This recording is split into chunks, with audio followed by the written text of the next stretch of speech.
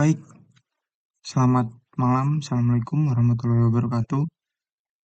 Dengan saya, Novian Ramadhani, ingin membuat sebuah video yang dimana video ini tuh untuk tugas besar saya. Yang kedua, tugas besar 2 pemrograman komputer 2 dengan dosen Bapak Freddy Arta Dimasilaban, Kom MT. Lalu di sini kita sudah berada di layar utama yaitu pada Jupyter Notebook. Nah, untuk saya sendiri ini menggunakan library dari KNN, yaitu Canary Snakeboards, seperti itu. Nah, apa sih KNN atau Canary Snakeboards? Nah, jadi KNN itu adalah algoritma pembelajaran mesin yang digunakan untuk klasifikasi dan regresi. Nah, jadi algoritma ini tuh bekerja dengan mengidentifikasi maupun menentukan K, ya, data pelatihan terdekat dengan titik data baru, seperti itu. Nah, pada dataset saya sendiri ini tuh judulnya mengenai eh, diabetes, yang dimana untuk memprediksi apakah seseorang ini tuh kena diabetes atau tidak, seperti itu. Lalu yang dimana di sini tuh ada beberapa variabel. Yang pertama itu ada pregnancies, glukosa, tekanan darah, ketebalan lipatan kulit, kadar insulin, indeks massa tubuh, indikator probabilitas berdasarkan riwayat keluarga, usia pasien, dan target. Nah, targetnya sendiri itu terakhir ada outcome. Nah, seperti itu. Nah, untuk tujuannya dari dataset yang saya pelajari ini, yaitu untuk membangun, mengevaluasi, dan memvisualisasikan performa model K nearest neighbor atau KNN untuk memprediksi apakah seseorang ini tuh menderita diabetes atau tidak. Seperti itu.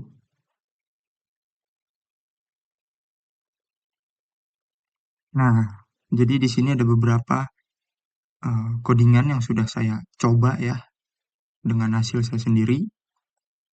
Ini dia. Saya menggunakan library dari KNN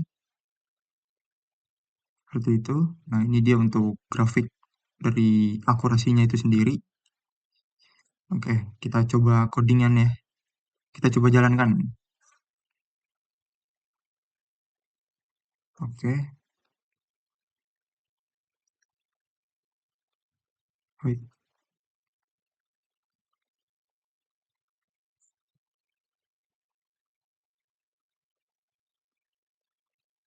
Nah, ini dia. Coba kita coba sekali lagi. Oke. Nah, ini dia hasilnya. Jadi di sini ada beberapa grafik yang menentukan akurasi. Jadi di sini tuh akurasinya sekitar 7 ya nilainya. Nah, ini dia. Nah, jadi pada tujuan grafik ini yaitu adalah mencari nilai K yang optimal, yang dimana titik akurasi uji tinggi dan stabil itu tidak terlalu jauh dari akurasi yang sebelumnya. Seperti itu. Dan yang kedua, nah ini ada ROC curve, yang dimana tujuannya itu dari receiver operating karakteristik atau ROC, yang dimana tujuannya untuk menilai kemampuan model dalam membedakan antara dua kelas ya, diabetes dan tidak diabetes berdasarkan probabilitas prediksi. Seperti itu. Ya, jadi yang pasti dari tujuannya itu sendiri itu menentukan nilai K yang optimal, lalu menilai kualitas klasifikasi berdasarkan probabilitas. Seperti itu.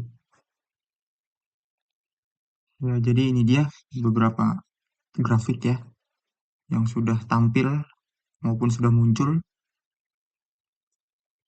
Nah, dari interpretasi nilai F1 score ya, yang dimana prediksi ini tuh hampir sempurna dan semua yang benar itu memang terdeteksi ya. Jadi dimulai dari 0,8 kan ya sampai 0,9 itu sangat baik, dan juga eh, intinya semakin menjauhi satu ya, itu semakin buruk kinerja model dalam menangani grafik tersebut. Seperti itu. Nah, faktor-faktor apa aja sih nih yang bisa mempengaruhi risiko diabetes ya? Berdasarkan apa yang saya pelajari mengenai dataset ini, yaitu yang pertama ada glukosa, lalu obesitas ya, dan juga dia sudah memakai insulin, lalu diabetes yang memang sebelumnya mempunyai riwayat keluarga, dan juga usia, seperti itu. Dan mengapa nilai akurasi ini, yaitu nilai K tadi ya, itu 7 adalah nilai yang terbaik, karena akurasi testingnya itu memang tertinggi, dan juga tanpa perbedaan besar ya antara training dan testing. Ya tidak overfitting seperti itulah, seperti itu. Jadi kalau akurasi testing tertinggi terjadi pada K sama dengan 7, maka training masih stabil dan tidak terlalu tinggi, seperti itu. Dan hasil evaluasi seperti F1 score yang tadi dan erosi ya, itu cukup baik. Maka K sama dengan 7 itu adalah nilai yang terbaik dan juga pilihan yang tepat. Seperti itu. Baik, jadi langsung saya simpulkan bahwa simulasi dataset yang saya gunakan ini itu menunjukkan bahwa KNN yang saya temukan itu K sama dengan itu nilainya 7 karena nilai yang terbaik yaitu tadi 7 dan juga eh, dapat memprediksi diabetes secara akurat ya. Tapi ya masih dapat ditingkatkan terutama dalam hal mendeteksi kasus positif ya. Seperti itu. Ya baik, sekian dari video saya. Kurang lebihnya mohon maaf. Terima kasih Bapak. Assalamualaikum warahmatullahi wabarakatuh.